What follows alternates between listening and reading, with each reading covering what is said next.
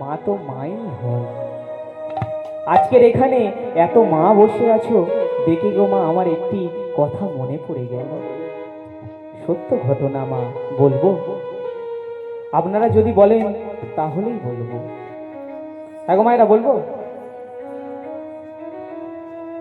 আপনাদের বাড়িতে মা যেমন আমি গানে এসেছি, তেমন আমি জায়গাটা ঠিক বলতে পারছি না, এমনি একটি বাবুর বাড়িতে আমি গানে এসেছিলাম।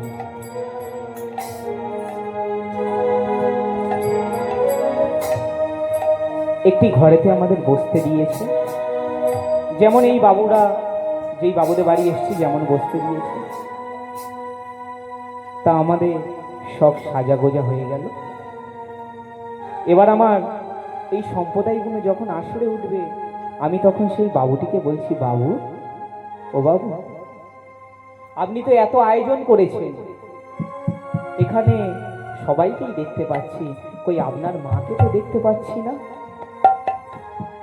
তবে কি বাবু আপনার মা মারা গেছে? না বাবা, আমার মা আছে। আমি বলছি, বাবু, আমার তো সব সম্প্রদায় তো আসলে চলে গেল, এবার আমি যাব। আপনার মাকে, আপনার মার কাছে আমাকে একটু নিয়ে যাবেন? আপনার মায়ের একটু চরণ ধুলি আমার এই মস্তকে নেব। তখন গো মা বাবুটি আমাকে নিয়ে যাচ্ছে। ও মা, আমাদের আসর ছিল তখন এমনই সন্ধে মনে হচ্ছে 7টা দিয়ে, এটা তো 9টা দিয়ে উঠেছি, সন্ধে 7টা দিয়ে আমাদের আসর ছিল। তো মা আমরা আল ধরে চলেছি, আমি আল ধরে সেই বাবুটির সঙ্গে চলেছি। বাবু, ও বাবু, কোথায় নিয়ে যাচ্ছে? আপনার মা কোথায়? মা গো, দুধারে মা ধুধু করছে, মাঝখানে দেখতে পাচ্ছি একটি মাত্র কুঠির, সেই কুঠিরে মা একটি মাত্র আলো জ্বলছে, সেখান থেকে যেন শব্দ আসছে, খোকা, এ খোকা, আমার বড় খিদে পেয়েছে বাবা, আমার খেতে দিবি? আমি বলছি, কাকা বাবু, ও কাকা বাবু। ওই তো কাকা বাবু, তোমার মা ডাকছে। কাকা বাবু মা অনেকটি দূরে দাঁড়িয়ে আছে, বলছে, আমি যাব না, তুমি যাও। ও মা, আমি গেলাম, গিয়ে যেই না মা দরজাটা খুললাম, এমন দৃশ্য মা আমি কোনোদিনও দেখিনি আমার নিজের চোখে। যেই না আমি দরজাটা খুললাম, সেই দেখলাম অভাগী একটি মা, শীতের সময় ছিল মা, গায়ে একটি ছেঁড়া চাদর, চোখ ভরা জল, বসে বসে কাঁদছে। আমি গিয়ে বললাম, ঠাম্মা, ও ঠাম্মা, কাঁদছো কেন? কি হয়েছে ঠাম্মা তোমার? কে বাবা?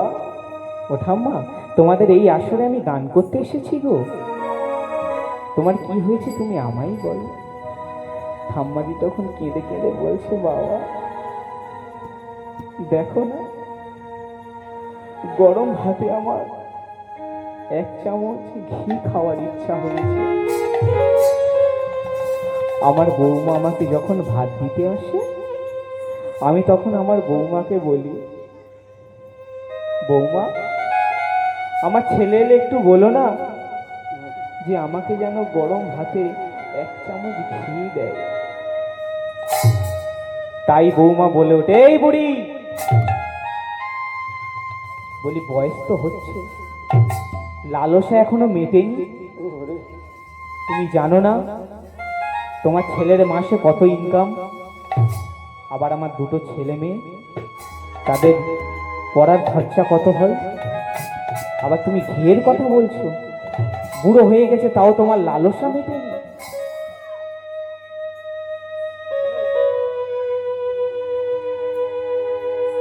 মায়েরা একটু আসতে, এটি সত্যি ঘটনা, শুনলে পাষাণ অব্দি মা গলে যায়।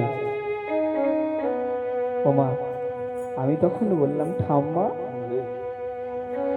ও ঠাম্মা, আমার যখন না গান থাকবে আমি তোমাকে এসে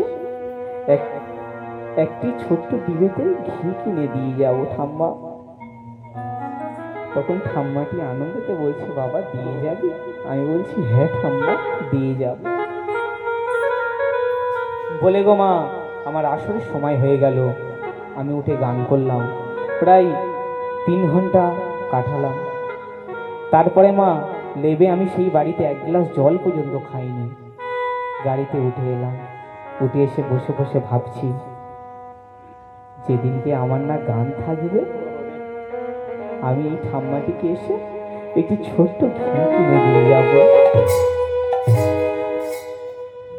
তেমন মা, একদিন আমার গান ছিল না। আমার এক দাদাকে নিয়ে আমি সেই ছোট ঠাম্মাটিকে একটি ঘিয়ের শিশির কিনে দিতে এসেছি। এসে সেই বাড়িটিতে ঠুকছি, কাকা বাবু, বাবু, ও কাকা বাবু, বাড়িতে আছে? তখন মা প্রথমে বেরিয়ে এলো কাকিমা।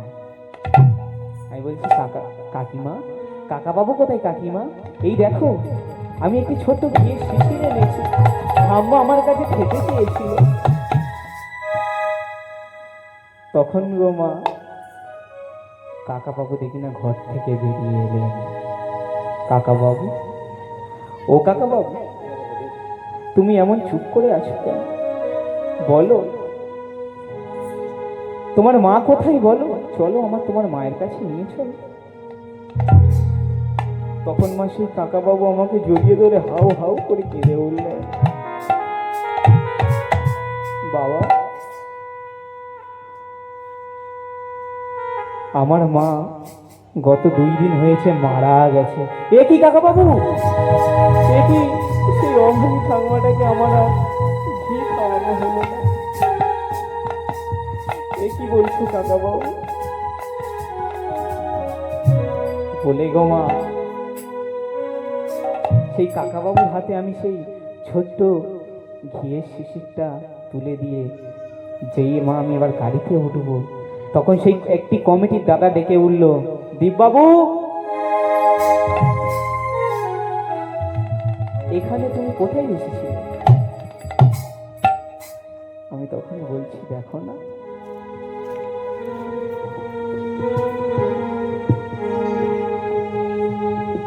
সব ঘটনাই আমি তখন খুলে বললাম। বলার পরে তখন বলছে, ও কেমন পাষাণ ছেলে জানো? মা বেঁচে থাকতে মাকে 1 চামচ ঘি খাওয়ায়নি, আর মা যেদিন মারা গেল শ্মশানে মা দেহটিকে চিতায় তুলে বলছে, এই শোন, আমার মা 2 ঘন্টার জায়গায় 1 ঘন্টা কিভাবে পুড়বে রে? তখন